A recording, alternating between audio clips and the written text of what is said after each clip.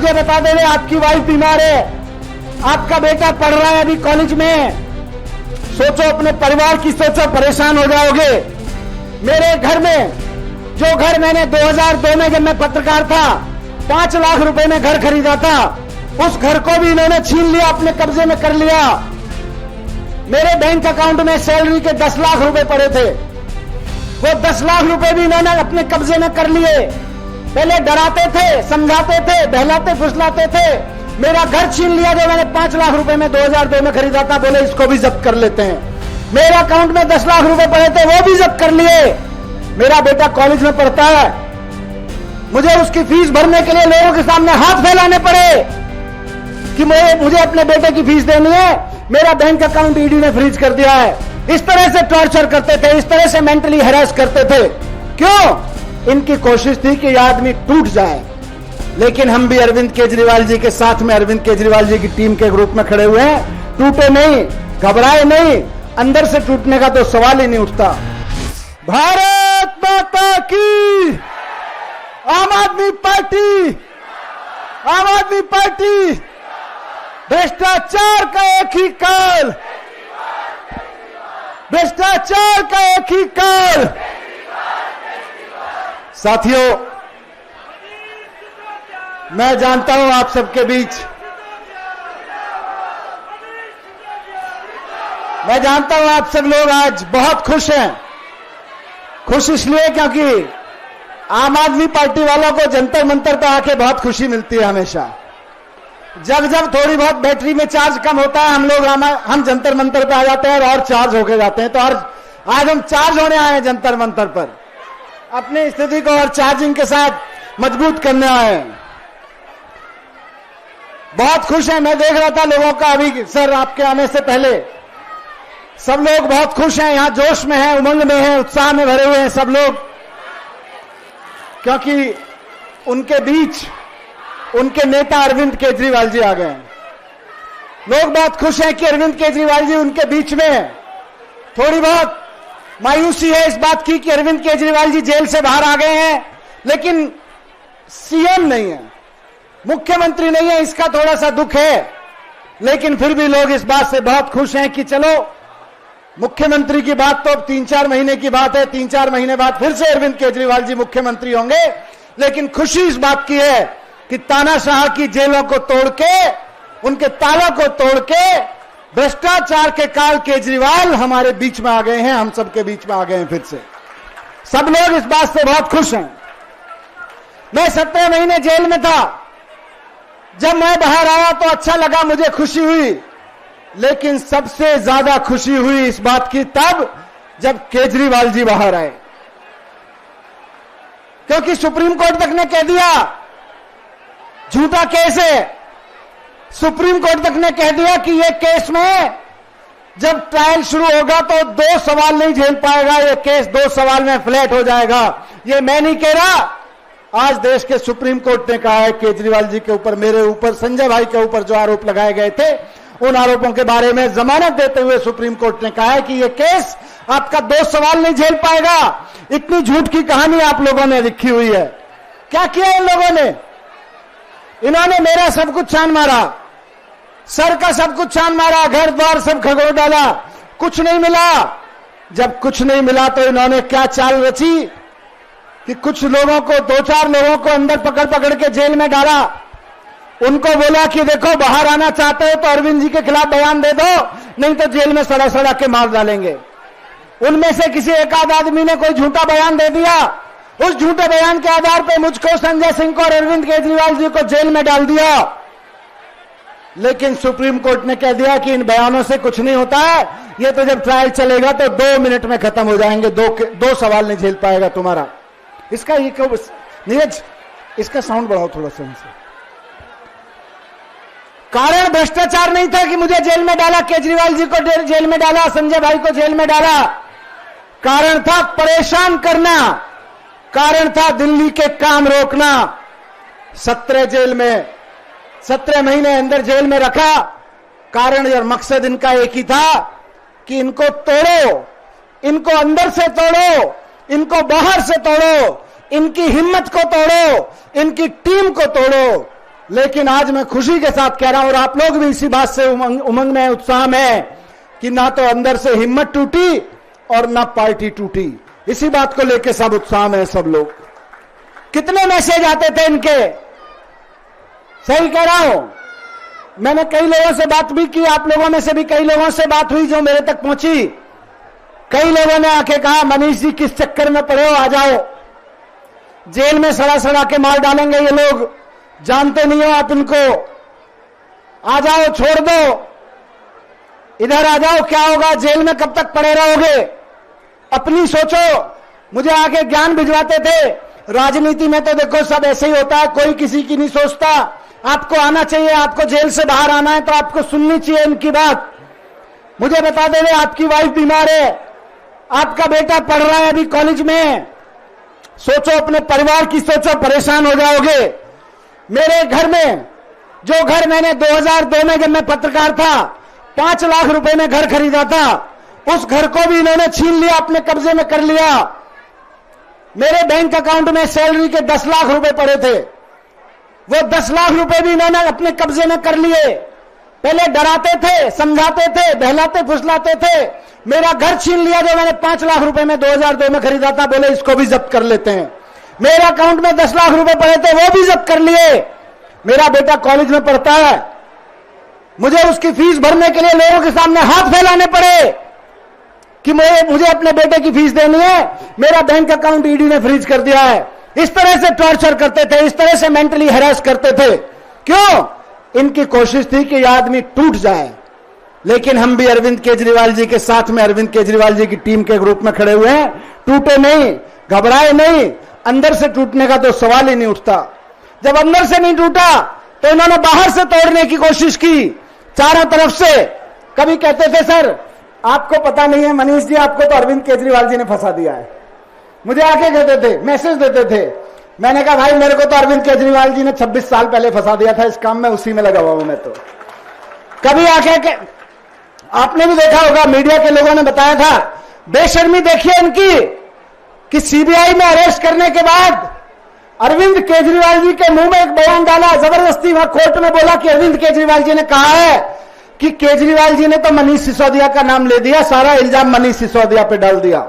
और जिस दिन कोर्ट में यह कहा कि केजरीवाल जी ने तो मनीष सिसोदिया का नाम ले दिया, उसी समय मुझको आके कहा कि देखो अब तो केजरीवाल जी ने आपका नाम ले दिया, बेहतर होगा आप केजरीवाल जी का नाम ले दो, आप केजरीवाल जी का नाम ले दो तो आप बच जाओगे। मैं ऐसे सारे आरोपों पे, ऐसे सारी इनकी कोशिशों पे मैं मुस्कुराता था, हंसता था, और मुस्कुराते हुए हंसते हुए इनसे कहता था जब कुछ गलत हुआ ही नहीं तो मैं किस चीज में नाम ले दूं, जब कुछ गलत किया ही नहीं तो केजरीवाल जी ने भी क्या नाम लिया होगा मेरा, और जब उन्होंने कुछ गलत नहीं किया तो मैं किस चीज में नाम ले दूं केजरीवाल जी का। मैंने बार बार उनको कहा, और आज इस मंच से, जंतर मंतर के मंच से दोहरा रहा हूं। मैं मुस्कुरा कर उनसे कहता था कि आप जानते हो आप क्या कर रहे हो। जो लोग मैसेज लेके आते थे मेरे पास इनका, मैं उनको कहता था आप जानते हो आप क्या कर रहे हो, आप लक्ष्मण को राम से अलग करने की कोशिश कर रहे हो। मैंने इनको कहा, भाजपा वालों को जवाब दिया कि आप लक्ष्मण को राम से अलग करने की कोशिश कर रहे हो। कोशिश करना मत, कोई दुनिया के किसी रावण में ताकत नहीं है कि लक्ष्मण को राम से अलग कर सके। बहुत कोशिश की इन्होंने तोड़ने की, समझाने की, मुझे अंदर से तोड़ने की, पार्टी से तोड़ने की। मैं इनको कह देता था कि 26 साल की दोस्ती है, अरविंद केजरीवाल जी मेरे दोस्त हैं, 26 साल से मेरे भाई हैं, मेरे राजनीतिक गुरु हैं, मैं गद्दारी नहीं कर सकता। जब मैंने अपनी वाइफ को यह बात बोली कि इस तरह के मैसेज आते हैं, मैंने उसको नॉर्मली बातचीत में कहा था कि यार मैं कैसे छोड़ सकता हूं ऐसे आदमी का साथ, मैं क्या मुंह दिखाऊंगा इन कार्यकर्ताओं को, क्या मुंह दिखाऊंगा अपने आप को, शीशे में देखूंगा कि मैं ऐसा सोच भी सकता हूं कहीं।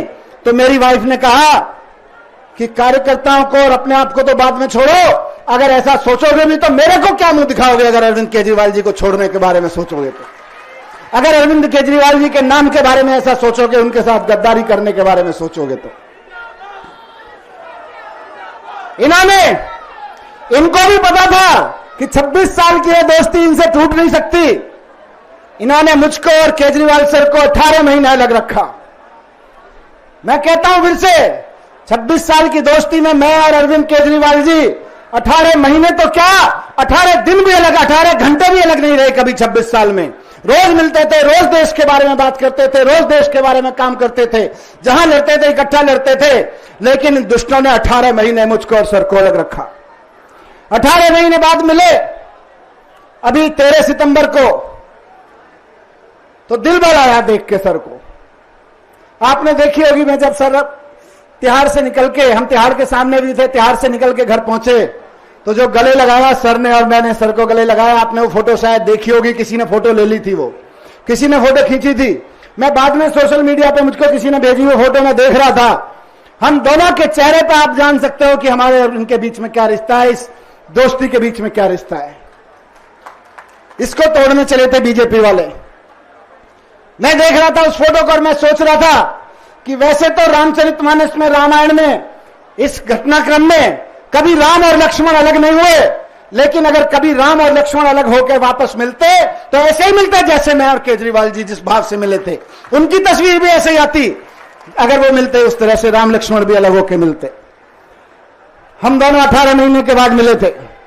13 सितंबर को सर जब वापस आए, शाम को सब हम लोग बैठे, सारे मंत्री, विधायक, बहुत सारे कार्यकर्ता थे। जब सब जाने लगे तो सर ने कहा 5 मिनट बैठो मेरे साथ। मैं और सर फिर बैठे थोड़ी देर घर में। जाने से पहले रात को बहुत कुछ बातें थी 18 महीने की कहने सुनने की, बहुत कुछ मेरे दिल में था, बहुत कुछ सर के दिल में था कहने के लिए। हमने बातें की, हमने चर्चा की कि किस तरह से 26 साल पहले परिवर्तन की लड़ाई शुरू की थी, किस तरह से हम दिल्ली विद्युत बोर्ड उस समय हुआ करता था, दलाल साहब जानते हैं, दिल्ली विद्युत बोर्ड हुआ करता था। दिल्ली विद्युत बोर्ड के दफ्तर के सामने मैं और अरविंद केजरीवाल जी जाके एक टेबल चेयर लगाते थे और वहां आने वाले लोगों को कहते थे इस दफ्तर में रिश्वत मत देना, हमने कानून पढ़ रखा है, अगर कोई इस दफ्तर का अधिकारी आपसे रिश्वत मांगेगा तो हम आपकी एप्लीकेशन बनाएंगे, रिश्वत मत देना। हम बैठ के दिन में 50-60 लोगों की एप्लीकेशन लिखवाते थे और वो लोग ऊपर जाके अपना काम करवाते थे। उस एप्लीकेशन की वजह से उनका काम ईमानदारी से होता था, क्योंकि सिटीजन चार्टर के हिसाब से हम एप्लीकेशन बनाते थे।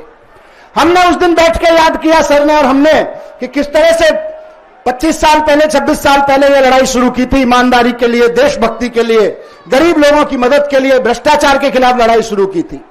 हमने याद किया कि कैसे दिल्ली की झुग्गियों में जाके गरीब लोगों के राशन कार्ड बनवाने से लेके गरीब लोगों के राशन दिलवाने तक की लड़ाई लड़ी है।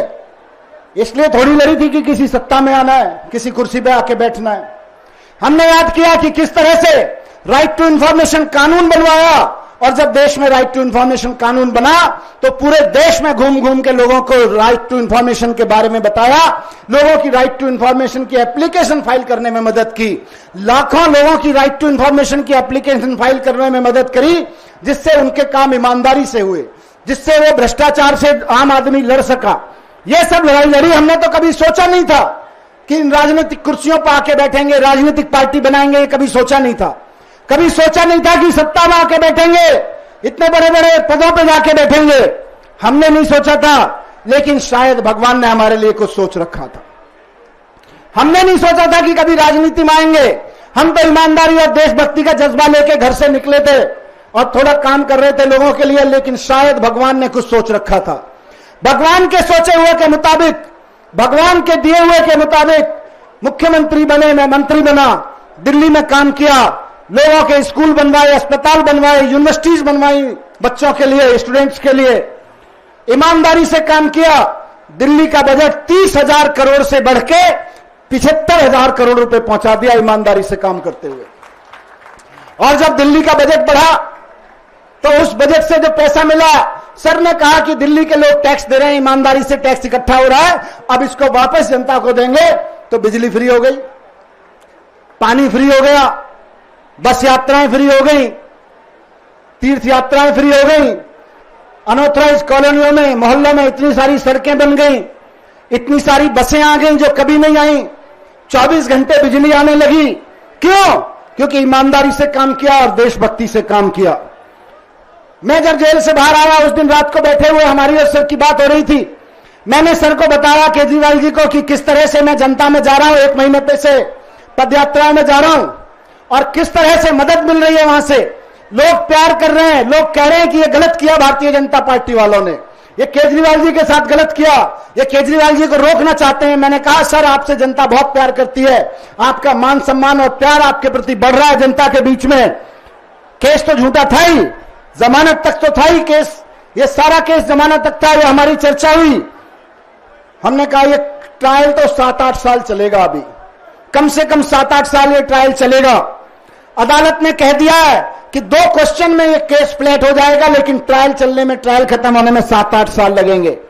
सर ने कहा, अब ये बात महत्वपूर्ण मैं आपके बता रहा हूं, हमारे जो चर्चा हुई, सर ने कहा कि अदालत की मोहर तो लग गई है कि केस खत्म है, कुछ नहीं है इसमें, लेकिन जनता की मोहर भी लगानी है कि केजरीवाल जी ईमानदार है। यह जनता की मोहर लगवानी है, जनता की मोहर लगनी है। मैंने पूछा सर कैसे होगा, क्या करेंगे, कैसे चाहते हैं, क्या करेंगे? तो सर ने कहा कि मैं लांछन लेके सीएम की कुर्सी पे नहीं बैठूंगा। इन्होंने मेरे ऊपर बेईमानी का आरोप लगाया है, मैं ये लांछन लेके सीएम की कुर्सी पे नहीं बैठूंगा।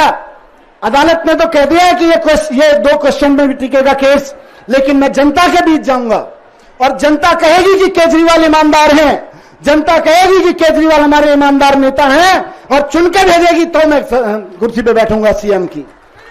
मैंने कहा ये कैसे करेंगे, जनता की मोहर कैसे लगेगी, जनता कैसे कहेगी कि केजरीवाल जी ईमानदार हैं? तो सर ने कहा कि मैं सीएम पद से इस्तीफा दे दूंगा, 3 महीने बाद चुनाव है, अगर जनता दोबारा चुन के भेजेगी और मैं यही कहने जाऊंगा जनता के बीच कि मैंने काम किया है, मैं ईमानदार हूं। अगर दिल्ली की जनता यह सोचती है कि मैं ईमानदार हूं, दिल्ली की जनता ये मानती है कि केजरीवाल ईमानदार है, तो वोट दें और कुर्सी पे बिठाएं, नहीं तो घर बैठ जाऊंगा। केजरीवाल जी ने मुझसे कहा उस दिन 13 सितंबर को। मैंने सर से कहा कि सर आपके दिल में, सर ने अपने दिल की बात कही। मैंने सर से कहा कि अगर आपके दिल में है, ये तो मेरे दिल में भी यही बात है। मैंने भी पिछले 10 साल में आपके साथ कदम से कदम मिलाते हुए दिल्ली की जनता के लिए ईमानदारी से काम किया है। दिल्ली के बच्चों की शिक्षा के लिए स्कूल बनवा के, यूनिवर्सिटीज बनवा के ईमानदारी से काम किया है। मैंने कहा सर जो आपके दिल की बात है वो मेरे भी दिल की बात है कि अब कुर्सी पे एजुकेशन मिनिस्टर की और डिप्टी सीएम की तभी बैठूंगा जब जनता कहेगी मनीष सिसोदिया ईमानदार है। जब जनता ये कहेगी, 3 महीने 4 महीने चुनाव में है, जनता जब ये कहेगी कि मनीष सिसोदिया ईमानदार है, हमें मनीष सिसोदिया शिक्षा मंत्री के रूप में चाहिए, तभी मैं शिक्षा मंत्री की कुर्सी पे बैठूंगा, उससे पहले अब शिक्षा मंत्री की कुर्सी पे नहीं बैठूंगा। जो बात सर के दिल में है वही मेरे दिल में भी है, इसलिए आज जनता की अदालत में आए हैं। आज से अगले 3 महीने 4 महीने जनता की अदालत में रहेंगे, अरविंद केजरीवाल जी के साथ कदम से कदम मिला के चलते रहेंगे और जनता की अदालत में जाके जनता के फैसले का इंतजार करेंगे। उसके बाद जनता से कहेंगे कि ईमानदार है तो वापस कुर्सी पे बिठाओ। अगर आपको लगता है कि अच्छे स्कूल बनवाने के लिए, अच्छी यूनिवर्सिटी बनवाने के लिए और आपके बच्चों के भविष्य के लिए अरविंद केजरीवाल की जरूरत है जो कि ईमानदार है, तो वापस उनको मुख्यमंत्री बनाओ, तब कुर्सी पे जाके बैठेंगे, नहीं तो नहीं बैठेंगे। ये लांछन लेके नहीं बैठेंगे कुर्सियों पे, इसलिए कुर्सियां छोड़ दी, अब आपके बीच में है, फैसला आपको करना है। पहली बार आपकी अदालत में आए हैं, पहली बार ईमानदारी की आवाज लेके। देश के इतिहास में अरविंद केजरीवाल जी पहले ऐसे नेता हैं जिनकी 2-2 राज्यों में सरकारें हैं, लेकिन मुख्यमंत्री पद का पद छोड़ दिया, मुख्यमंत्री नहीं रहे कि नहीं जनता के बीच जाऊंगा, मैं भी जनता के बीच सर के साथ जाऊंगा और कदम से कदम मिलाते हुए जनता से एक कहूंगा। बस आखिरी बात मैं उन लोगों को कहना चाहता हूं जिन लोगों ने 17-18 महीने में, पिछले 2 साल में मुझको अंदर से तोड़ने की कोशिश की, बाहर से तोड़ने की कोशिश की, कि जब तक अरविंद केजरीवाल जी तानाशाही के रावण के खिलाफ ये लड़ाई लड़ते रहेंगे, राम बन के ये लड़ाई लड़ते रहेंगे, मैं लक्ष्मण बन के इनके साथ खड़ा रहूंगा। दुनिया का कोई रावण, दुनिया के किसी रावण की तानाशाही मुझको नहीं तोड़ सकती, ना मुझे अंदर से तोड़ सकती और ना पार्टी के रूप में तोड़ सकती।